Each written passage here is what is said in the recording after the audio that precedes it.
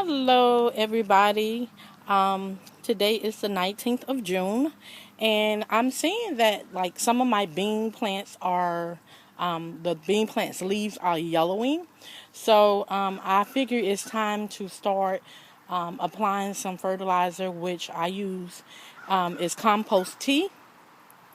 And those that are not familiar with compost tea, all it is a process where you use a air pump, which is this, and you can get this for Walmart, and you use a tubing,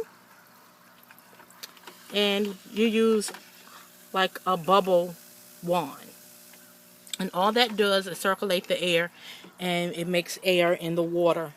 Also, I put a gallon of water in the bucket. I use my black cow,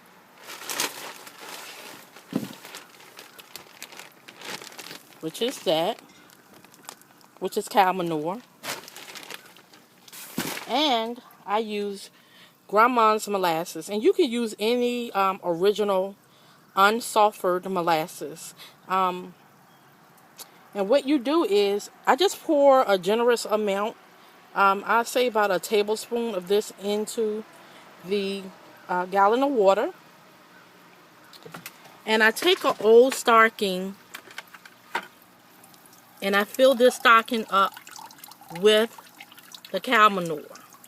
So I hope you can see a good picture of that, because it's wet.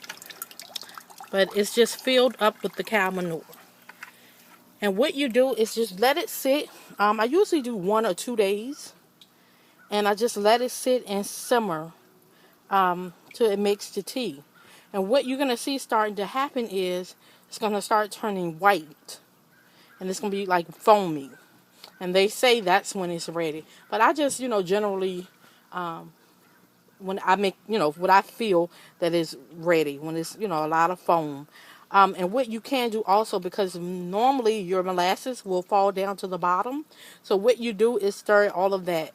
So every day I'll come out and stir it. If I was home more and not at work for 8 hours, I would probably stir it every 2 or 3 hours.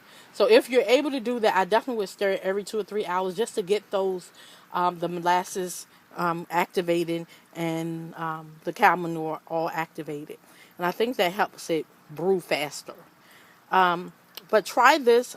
I tried it last year and I absolutely love it. And I'm going to tell you guys, I was in a hurry to make my compost tea today because I saw a big difference in my garden from last year than this year. My leaves on my squash are pretty big. But last year, my zucchini squash were almost twice its size. And the only thing that I can say that I've done differently, that I did last year that I haven't done yet this year, is the compost tea. So let's go out to the garden. And I'm going to show you guys what my squash. I heard something, so I'm trying to figure out what's going on. So we're going to go out and I want to show you guys the squash. I mean, the squash is looking good. It's nice and green and healthy. But I just feel from last year that, it was, much bigger. The zucchini leaves were much bigger. I'm going to put my hand there. And I have a pretty small hand. So it's about the size of my hand. Last year, it, like I said, was almost double that size. But again, it's looking, very healthy. But I just feel like that it could be doing better. And it needs food, Your plants and stuff need fertilizer. So it needs to eat just like we need to eat. But I just wanted to show you my little squash also that's growing there. You see that? That's cool. So, again, it's looking pretty healthy.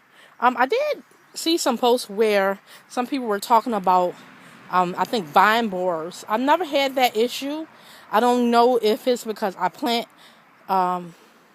my squash and my zucchinis very closely.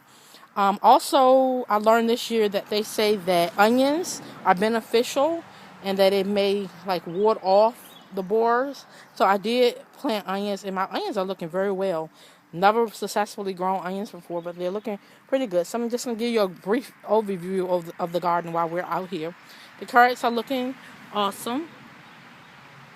I don't know, how well they're going to do, but we're going to see. So I'll keep you guys posted on that. Looks like my jalapenos and stuff needs a little help. You can see a little yellow in the leaves. These ones are getting back green, so I don't know if they had to adjust to the soil, but I think they will love some compost tea.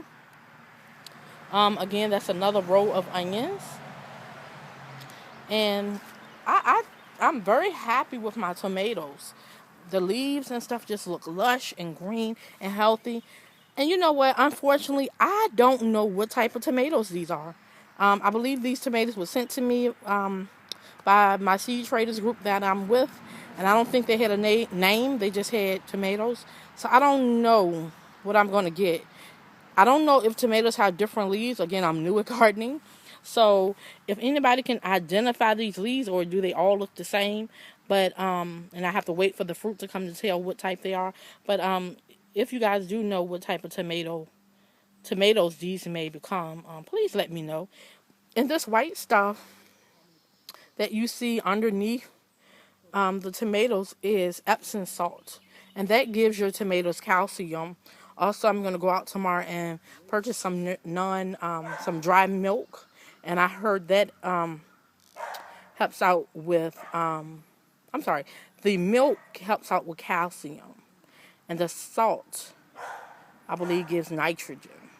But anyway, check out Wisconsin Gardener. She's an awesome lady, and this is what she uses in her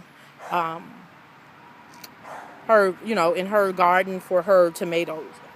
And like I said, this is probably my second application of the Epsom salt, and it looks like it's doing wonders.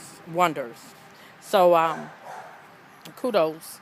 Or is the salt potassium? You guys let me know, and I'll probably make a comment to make myself a correction on that, okay? Look at my edamame beans. They're growing good. Some of them came up, and some of them did not. So anyway, but they look nice and healthy, nice and green. I think they will love some compost tea also. So there it is. I have a lot of other stuff growing up on the porch. I do want to show you one other thing. And I do have some sad news. I did lose 2 chickens. I learned some things that I should have been doing that I did not know. And I take full responsibility. I think it was my fault as far as the chickens were concerned. I thought it was because I was giving them lettuce and, the goody stuff. But the gentleman told me that was not it at all. That they are very susceptible to diseases. And I just wish I could have gave them more things to prevent that, but I didn't know, and but now I'm doing that, and the other 2 look pretty happy, so we'll probably be getting some new ones. I used this pail that we had underneath the porch, and just put some soil and some manure, black cow manure, and mix that up, and put some of my pimento plants in there. Pimento pepper plants. In tongue tie. Pimento pepper plants. Woo, PPP. Alrighty. So, we're going to see how that, does in there. I think they'll be okay. I think I have 3, 6, 9 plants in there. So hopefully we get lots and lots and lots of peppers. And I'm just going to be composting tea everything because I think they need it. But anyway, everything is looking good. Just give you guys a general overview. Strawberries getting some more fruit on them. I'm about to take this out because it's going to flower. My basil. Cantaloupe looking good. I just replanted that. I just replanted some of this.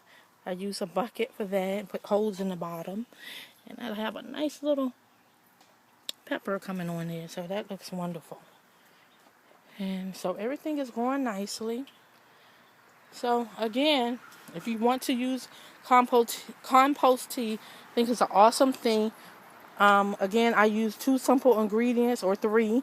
I use a bucket of water, black cow, and molasses. And just make a sack with your cow manure. Pour probably a tablespoon of molasses in it, or a tablespoon and a half. And all of these, that material you can get from Walmart. The air pump and all that goes to like an aquarium.